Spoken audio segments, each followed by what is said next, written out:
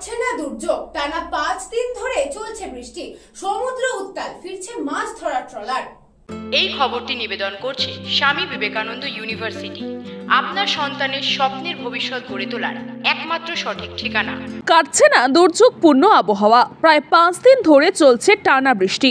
সমুদ্র উত্তাল থাকার কারণে উপকূলে ফিরে আসতে হচ্ছে মৎস্যজীবীদের। সমুদ্রে মাছ থাকলেও মৎস্যজীবীরা ধরতে পারছে না। মূলত দুর্যোগপূর্ণ আবহাওয়া ও সমুদ্র উত্তাল থাকার কারণেই কোনো ট্রলার জাল ফেলে মাছ ধরতে পারছে না, কারণ এখন গভীর সমুদ্রে নোঙর করে দাঁড়ানোর মতন পরিস্থিতিই নেই। তাই সব ট্রলারগুলি বাধ্য হয়ে উপকূলের কাছাকাছি অবস্থান করছে। একদিকে মাছ না ধরে সমুদ্র থেকে বারবার ফিরে আসার কারণে ক্ষতির মুখে পড়ছেন মৎস্যজীবীরা।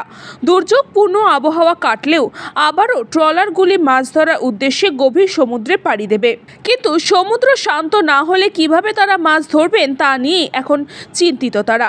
তবে সমুদ্রে মাছ ধরার ওপর সরকারি নিষেধাজ্ঞা উঠে যাওয়ার পর প্রথম 2 থেকে 3 দিন জালে ভালোই মাছ পড়েছিল।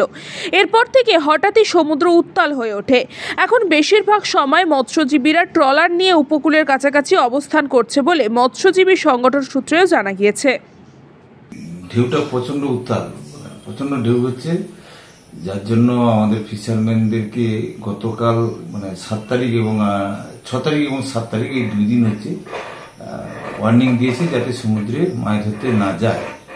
তো অলরেডি আমাদের ফিশারম্যানরা পরশুদিন রাত্রিবেলা থেকে সমস্ত ল্যান্ডিং সেন্টারগুলোই চলে এসছে, সমুদ্রে আর কেউ নেই। তবে আগামীকাল আবার ওয়েদার ভালো হলে এবং ওয়ার্নিং যদি আবার দেয়, ওয়ার্নিং তুলে নিলে তারপরে আবার বেরোবে। ব্যুরো রিপোর্ট, নিউজ পঙ্গ টাইম।